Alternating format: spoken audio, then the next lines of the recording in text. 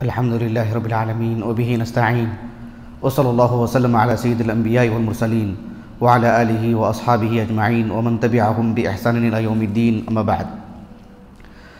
اللہ سبحانہ وتعالیٰ کی توفیق اور اس کے فضل و کرم سے ہم نے آج 17ویں تراویح مکمل کی، اور بحیثیت بنگلور کے باشندے ہونے کے ہم سب کو اللہ تعالیٰ کا خصوصی طور پر شکر ادا کرنا چاہیے کہ ہم کو یہاں پر تراویح کا موقع مل رہا ہے الحمدللہ، اور ایک اچھی بہترین تراویح سننے کا موقع مل رہا ہے۔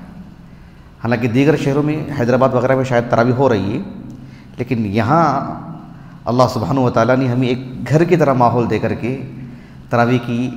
تراویح سے تکریم کی ہے اللہ رب العالمین نے، اللہ قبول فرمائے۔ آج ہم نے اقترب للناس یعنی 17واں جز ہم نے سماع کیا، سورۃ الانبیاء اور سورۃ الحج۔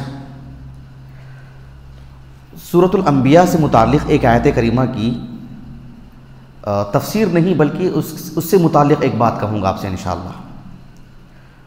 اللہ سبحانہ وتعالیٰ نے سورۃ الانبیاء میں جن انبیاء علیہم السلام کے قصے بیان فرمائے ہیں، ان میں ایک نبی ہیں داؤد اور سلیمان علیہم السلام۔ اللہ سبحانہ وتعالیٰ نے کہا کہ وَدَاوُدَ وَسُلَيْمَانَ اذ يحكمان في الحرث اذ نفشت فيه غنم القوم وكنا لحكمهم شاهدين ففهمناها سليمان وكلا آتينا حكما وعلما۔ اس سے متعلق میں آپ سے ایک اہم بات کہنی ہے انشاءاللہ۔ سورۃ الانبیاء مکی سورت ہے بالاتفاق، اور اس سورت کے اگر مقاصد دیکھیں گے آپ، بنیادی طور پر دو مقصد اس سورت کے۔ ایک مقصد یہ ہے کہ اللہ رب العالمین کی توحید کو، توحید الوہیت کو ہر پہلو سے بیان کرنا، خوب دلائل فراہم کرنا، فطری، عقلی، سماعی، ہر اعتبار سے۔ اور پھر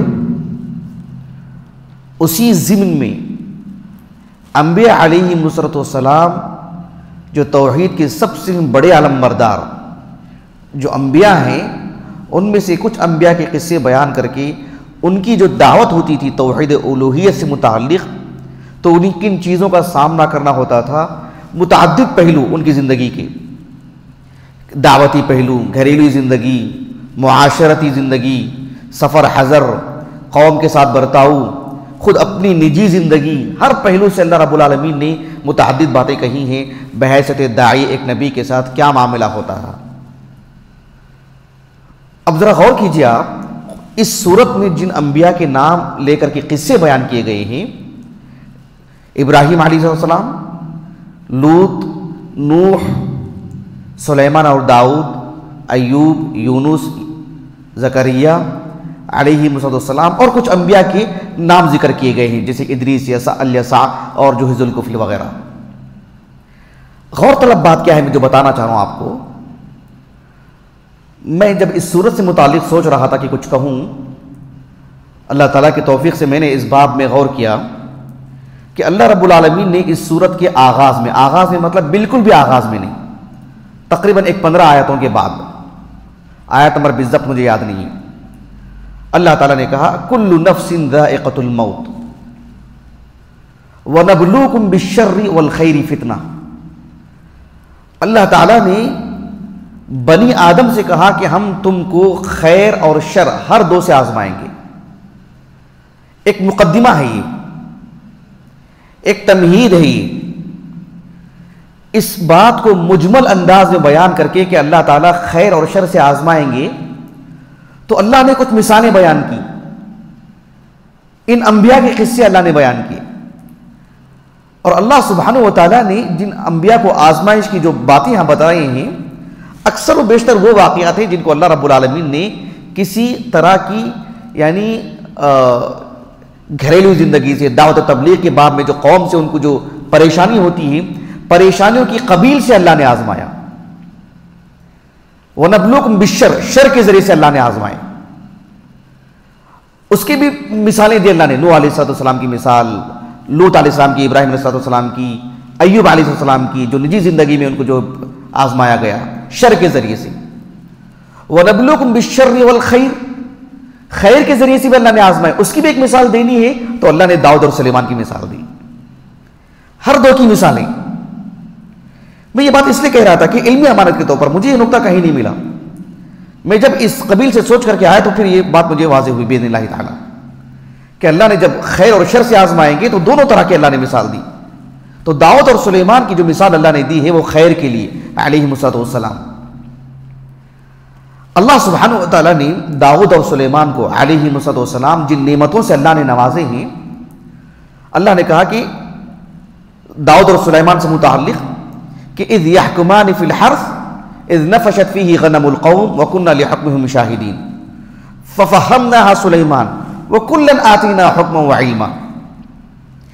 یہاں تک اللہ سبحانہ و تعالیٰ نے وَدَاوُدَ وَسُلَيْمَانَ اِذْ يَحْكُمَانِ فِي الْحَرْثِ، یہاں تک اللہ تعالیٰ نے داؤد اور سلیمان کو جو مشترکہ نعمتوں سے نوازے تھے ان کا ذکر فرمایا.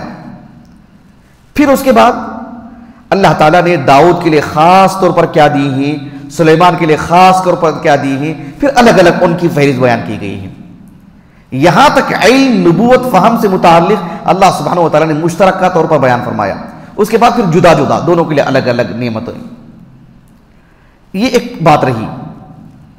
بہت ہی اہم بات یہ ہے کہ اللہ رب العالمین نے ان 2-3 آیاتوں میں وَدَاوُدَ وَسُلَيْمَانَ اِذْ يَحْكُمَانِ فِي الْحَرْثِ اِذْ نَفَشَتْ فِيهِ غَنَمُ الْقَوْمِ وَكُنَّا لِحُكْمِهِمْ شَاهِدِينَ. اس آیت کریمہ کا نمبر 17 پر 8 ہے، 17 پر 8. وَكُلًّا آتِينَا حُكْمًا وَعِلْمًا وَسَخَّرْنَا مَعَ دَاوُدَ الْجِبَالَ يُسَبِّحْنَ وَالطَّيْرَ وَكُنَّا فَاعِلِينَ وَعَلَّمْنَاهُ صَنْعَةَ لَبُوسٍ لَكُمْ لِتُحْصِنَكُمْ مِنْ بَأْسِكُمْ فَهَلْ أَنْتُمْ شَاكِرُونَ. وَلِسُلَيْمَانَ الرِّيحَ عَاصِفًا تَجْرِي بِأَمْرِهِ إِلَى الْأَرْضِ الَّتِي بَارَكْنَا فِيهَا وَكُنَّا بِكُلِّ شَيْءٍ عَالِمِينَ. وَمِنَ الشَّيَاطِينِ مَن يَغُوصُونَ لَهُ وَيَعْمَلُونَ عَمَلًا دُونَ ذَلِكَ وَكُنَّا لَهُمْ حَافِظِينَ. ان 4 آیاتوں میں اللہ تعالیٰ نے داؤد اور سلیمان علیہ السلام کو جو نعمتوں سے نوازے ہیں اس کی ایک لمبی فہرست اللہ نے بیان کی. حیران کن نعمتیں. لوہے کو موم کی طرح وہ ادھر سے ادھر موڑ کر کے جو لباس بنا لیتے، جنگی لباس. پہاڑ آپ کے ساتھ تسبیح میں شریک حقیقی معنی میں، پرندے آپ کے ساتھ حقیقی معنوں میں شریک، جن سلیمان کے تابع، ہوائیں سلیمان کے تابع علیہ السلام. کیا یہ معمولی نعمتیں نہیں؟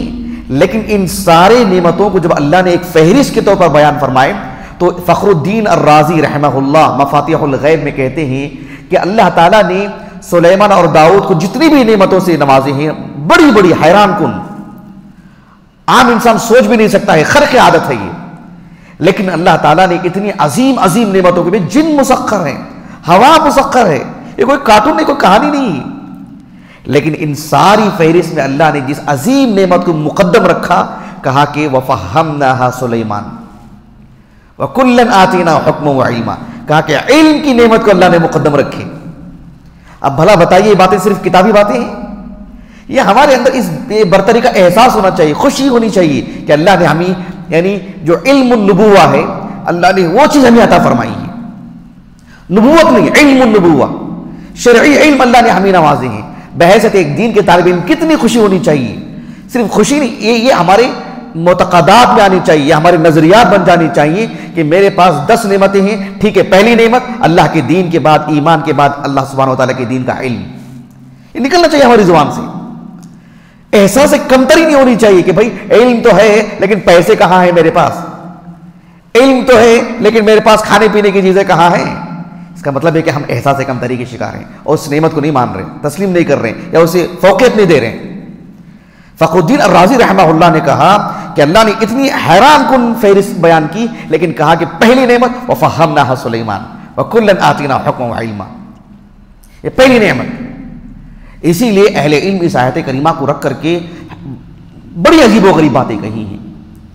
اہل علم کہتے ہیں کہ اللہ سبحانہ و تعالی سلیمان علیہ السلام کو جو فہم سے نوازے تھے وہ حیران کن، بہت ہی قوی. اس لیے کہ اللہ تعالیٰ نے کہا کہ وَفَهَّمْنَاهَا سُلَيْمَانَ. اہل علم جانتے ہیں کہ فہم یفہم تفہیماً باب تفعیل سے. یہ جو فعل ہے اس کی جو خاصیت ہے، آپ دیکھیں ایک مرتبہ مراجعہ کریں جو مشاہدین ہیں، کہ اس میں اور باب افہام میں فرق ہے. باب افہام میں جو قوت ہے اس سے کہیں زیادہ قوت باب تفہیم میں آتی ہے، باب تفعیل میں آتی ہے. باب افعال کے مقابلے میں. تو اللہ سبحانہ و تعالیٰ نے جو آپ کو فہم عطا کیا ہے، یہ غالباً حافظ سیوطی نے کہی ہے یہ بات رحمہ اللہ، مجھے یاد نہیں آ رہا میں نے کہاں پڑھا، الاکلیل، ہاں الاکلیل میں کہا ہے آپ نے، حافظ سیوطی نے رحمہ اللہ اس بات کو، کہ اللہ سبحانہ و تعالیٰ نے تفہیم باب تفعیل سے لے کر کے آئے ہیں، یہ بتانے کے لیے کہ کتنی قوت ہے آپ کی جو اللہ نے آپ کو فہم عطا کی تھی.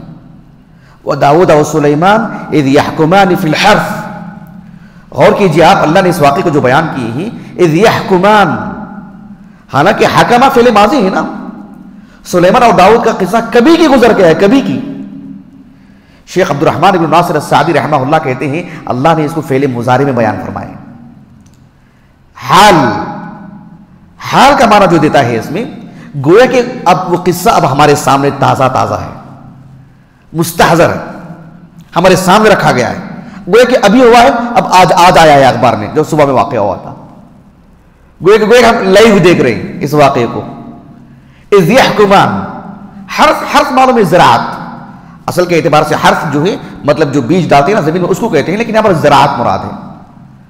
اذ نفشت، النفش یدل علی انتشار، اصل کے اعتبار سے انتشار کا معنی، لیکن رات میں بکریاں چرانے سے متعلق آتا ہے.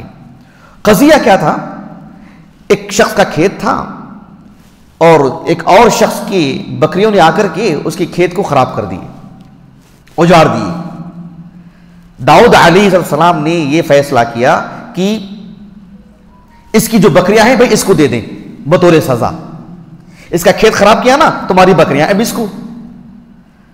اذ یحکمان سے یہ معنی نہیں ہے کہ دونوں نے بیک وقت فیصلہ کیا. علامہ ابو عبداللہ القرطبی کہتے ہیں رحمہ اللہ کہ بس حکایت کے طور پر یہ بات بیان کی گئی ہے، ورنہ زمانی اعتبار سے یہ تقدیم و تاخیر ہے. پہلے داؤد نے فیصلہ کیا، پھر بعد میں سلیمان کے بعد آیا مسئلہ، پھر آپ نے فیصلہ کیا علیہ السلام.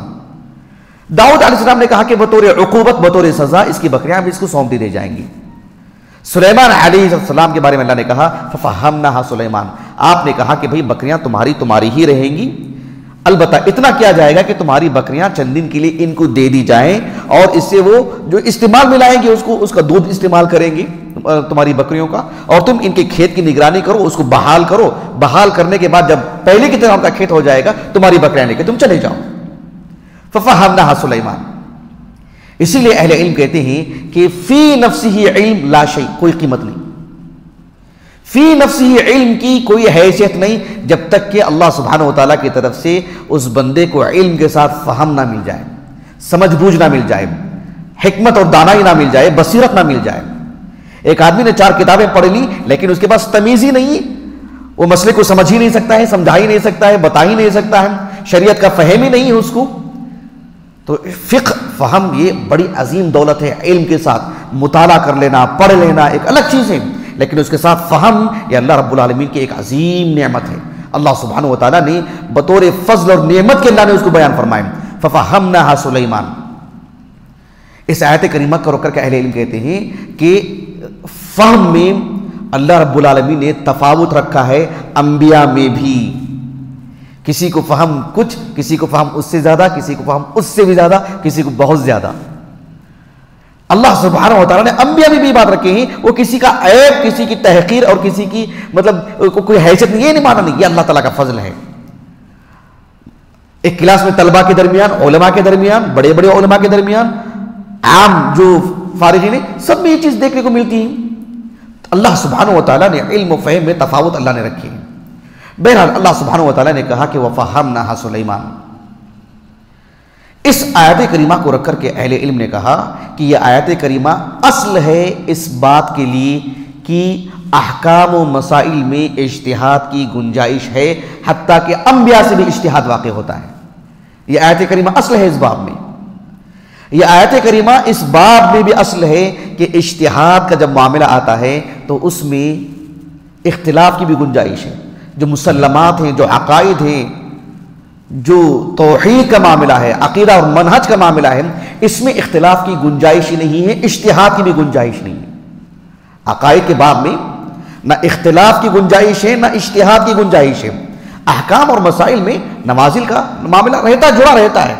تو پھر اس میں یہ بات رہتی ہے کہ اللہ سبحانہ و تعالیٰ نے یعنی جو ترجیحات کی بات آتی ہے، العمل بالراجح، پھر ترجیحات کا جو باب ہے دلائل میں، یہ سب چیزیں اس سے ملتی ہیں۔ اس آیت کریمہ کو رکھ کر کے اہل علم نے بیان کی۔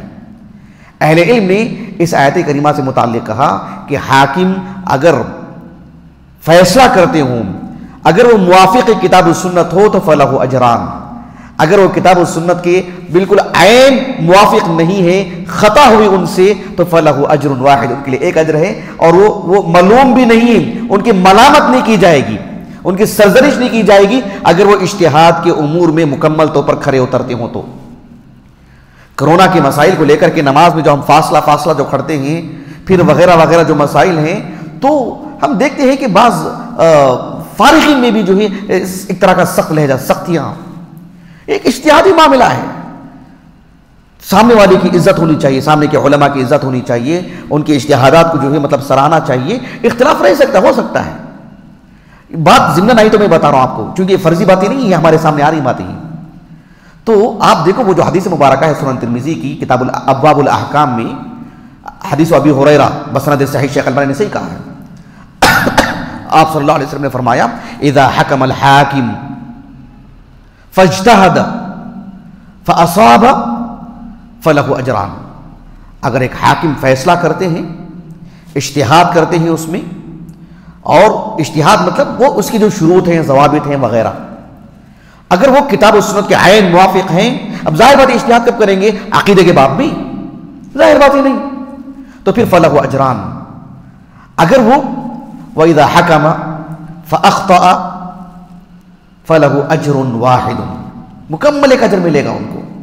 یہ آیت کریمہ اس بات پر بھی ابھارتی ہے کہ ایک عالم دین کو، ایک مجتہد کو، وہ جب دیکھے کہ ان کی بات مرجوح ہے، راجح کوئی اور موقف ہے، تو اس کو اختیار کر لینا چاہیے۔ اللہ سبحانہ وتعالیٰ نے اس میں ان کی ملامت نہیں کی ہے، تعریف ہی کی ہے۔ وَكُلًّا آتَيْنَا حُكْمًا وَعِلْمًا، اس کو علم البلاغہ میں تذییل کہتے ہیں۔ بطور نتیجے کے اللہ رب العالمین نے اس بات کو بیان کیے کہ علم کی اگر بات کرتے ہیں تو ہم نے ان کو بھی عطا کیے تھے، بس اسوب والی بات وہ جو ہے وہ سلیمان کو ہم نے عطا کی تھی علیہ الصلوۃ والسلام۔ تو اللہ کے دین میں فقہ، فہم، یہ اللہ کی طرف سے دی ہوئی نعمتوں میں سب سے عظیم نعمت ہے۔ علی الاقل ایک دینی مدارس کے طالب علم کو تو اس کی قیمت کا اندازہ مکمل طور پر ہونا چاہیے۔ اللہ سبحانہ و تعالیٰ سے دعا ہے کہ اللہ تعالیٰ ہمیں اس کی شریعت کا علم اور اس میں فہم، بصیرت اللہ تعالیٰ ہمیں عطا فرمائے۔ سبحانک اللہم و بحمدک، اشہد ان لا الہ الا انت، استغفرک و اتوب الیک۔